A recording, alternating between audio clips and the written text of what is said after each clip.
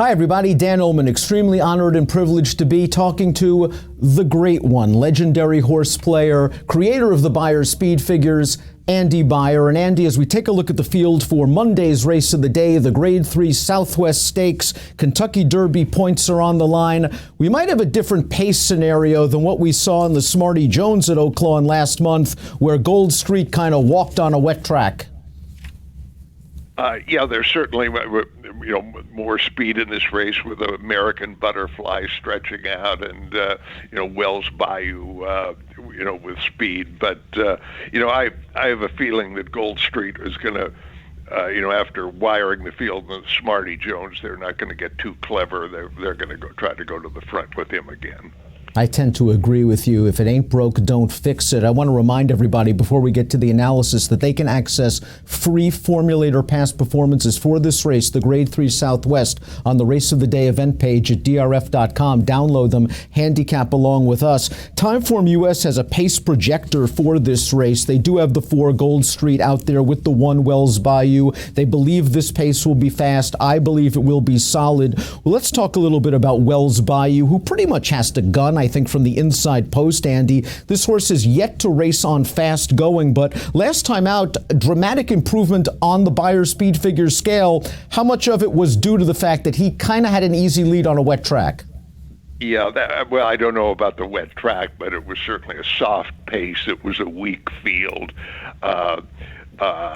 He's really making a significant step up. I mean, most of the horses in this field are pretty solidly established stakes horses already. I think he's overmatched. And we'll watch him win that maiden. That numbers of one other than race, and he won it very easily, but he got away, as Andy said, going 48-1 with a short stretch of the mile. And with other pace in this race stepping up in class, he could be in trouble. I wonder if the 2 Silver Prospector and the 3 Shoplifted are cases of horses in dirtied up form. Silver Prospector took down a pretty big scalp in the Tis the Law when he won the Kentucky Jockey Club 2 starts back.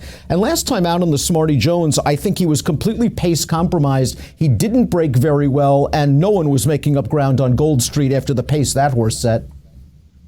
Right. I mean, let's talk a little about the Smarty Jones. That was opening day at Oaklawn, and I think for most of this meeting, the Oaklawn track has been very fair. I mean, I have not seen many biases, but there definitely was one on opening day. The races on that card were really dominated by speed and by horses near the rail. And what happened in the Smarty Jones has to be looked at in the context of that bias. I mean, I don't want Gold Street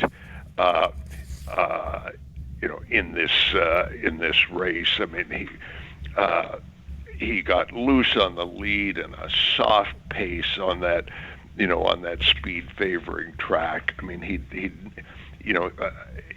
never necessarily looked like a miler before. I mean, he'd done all his running and sprints, whereas Silver Prospector, I thought ran pretty credibly under the circumstances. He was so far back in that race, and nobody was winning like that. As you mentioned, his previous race in the Kentucky Jockey Club was quite good. The Beyer speed figure was not much, but if you look, you could go to Formulator and kind of in the DRF PPs and look at a field and look at the horses who have come out of that race. And as you said, I mean, Tis the Law came out, won the stakes for the figure of 100.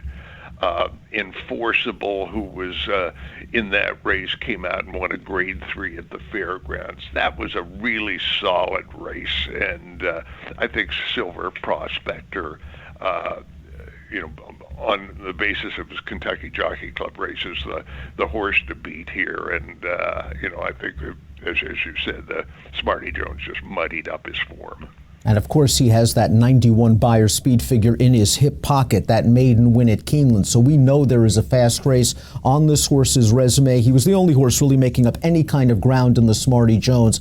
a very interesting contender to be sure. As for Shoplifted, the winner of the Springboard Mile 2 starts back, he ran third in the Smarty Jones. I thought he was kind of one-paced in that race. If you believe that the speed profile of the track worked against him, I guess you can give him that excuse. And I guess you could give him excuses for the Breeders' Cup Juvenile and American Pharoah as well. The Breeders' Cup Juvenile kind of run over a sticky, slow Santa Anita track that compromised a lot of horses. And the American Pharoah, I thought, was run just over a speed-favoring track, and this horse didn't get a trip. Yeah, I just didn't like his Smarty Jones race enough to make a real case for him here. I mean, he was sitting third on the rail, all the way around the track. Couldn't gain on Gold Street. He's certainly okay, I guess, off that performance in the Springboard, but I didn't see the Smarty Jones as a big positive for him. And we'll take a look at Gold Street splashing home to win the Smarty Jones. Again, having all the best of it on the lead. And this horse is just a mud lark. His 3 victories have all come on wet tracks. And he earned a 95 Beyer speed figure in this race. But again, we have to take the figures in context. He had an easy lead over a track that he loves. He was 10-1 that day. He's going to be a much shorter price in this race. And he's going to face other speeds, probably on a fast track. Right. I mean, I'll take a stand against him. Let's talk a little bit about American Butterfly. We look at a horse like this, and he's run 3 times in stakes competition without the greatest of results. Do you feel that a horse like this is already exposed at this level, or do you look at his most recent start, a race we'll take a look at right now, where he's rallying on the inside to finish second in a sprint with a much improved Beyer speed figure, and say, okay, he had the winter off, he's grown, he's improving, he's maturing, and maybe we've yet to see his best? Well, he ran in 2 route races last year. He faded in both of them.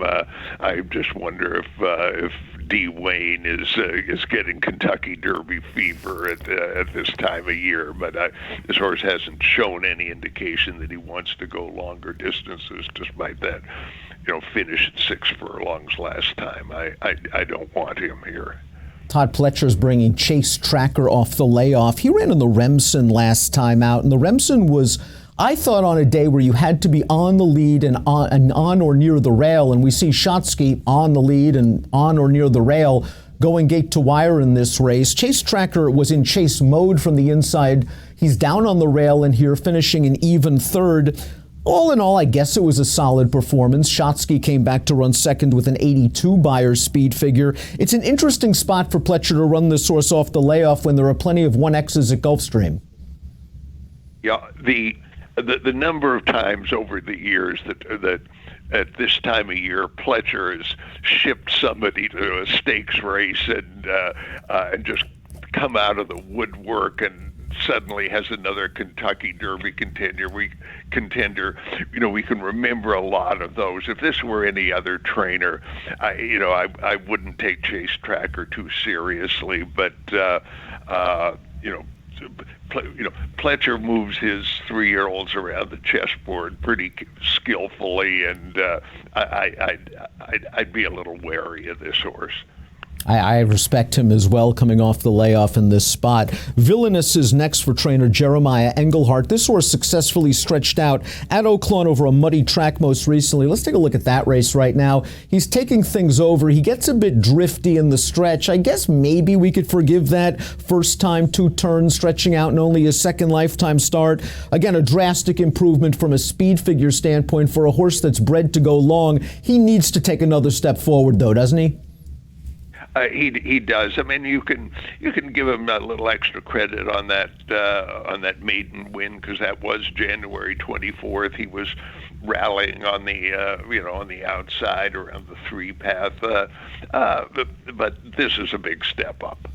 Richard Baltus ships Taishan in from Southern California. This horse had to work very hard, I thought, to win his maiden. 2 starts back, going 2 turns, went up close to the pace. I don't think he's going to be able to get as close to the pace in this race. He ran in the Grade 3 Sham against 2 of Baffert's, armada of 3-year-olds this year in Authentic, a race where Authentic controlled the race from start to finish. I just didn't think there was much in that race, and Taishan didn't do anything for me to make me think there's just a big dramatic step forward. Yeah, I agree with you completely. I just don't think he's good enough. I think Answer In on the outside is fascinating. I don't love this outside post, but I do trust Brad Cox coming off layoffs. I really like the way he won his maiden at Churchill Downs, Andy. It was the faster division of 7 furlong maiden special weights for 2-year-olds. He didn't break very well. That has been an issue for him throughout his career. He made this nice 3-4 wide bid to the front under a confident ride, a little bit green in the stretch, but he got it done easily. We're going to watch the Springboard Mile where he was beaten by Shoplift. And when I watched the races at Remington this day, I thought the outside was the place to be. Shoplift had worked out a 3-4 wide trip and winning. Answer In had to duck down to the rail at a crucial moment in mid-stretch, and he's gaining. He just doesn't get there. I thought it was a promising effort, first time 2 turns. Good figs for a 2-year-old. Yeah, and he had a little traffic in that race. I thought he and Shoplifted were about even. If Silver Prospector is not the right horse, I think maybe Answer In or Shoplifter are the logicals. But as I say, I didn't love Shoplifted off his Oaklawn race, and if he's equal to Answer In, then I'm not wild about either of them. So we'll take a look at our top selections for the Grade 3 Southwest. Andy, you like Silver Prospector to bounce back in here. What's the right price for him? He was 2-1 in the Smarty Jones. Do you think you can get 3-1 on him here? Oh, for sure. I'm interested to see how Gold Street is bet. I mean, he did win the prep for this race, by a solid margin. I mean, if he's a short price, I would would certainly increase my enthusiasm for playing this race because I think other horses are going to be overlaid. I think there's a chance he could be the 4th choice in this race. Gold Street's going to get bet. I think Chase Tracker's going to get bet off of those 2 graded races in New York. Answer In was 3-5 in the Springboard Mile, is a head and a nose away from being undefeated. I think he'll get bet as well. I think you found value with Silver Prospector. Andy's going 2-9-3-4. I liked what I saw from Answer In as a 2-year-old. I'm hoping he's grown up a little bit. I'm going with him on top in the Grade 3 Southwest. It's your Monday race of the day with an approximate post time of 4:43 Central. Best of luck.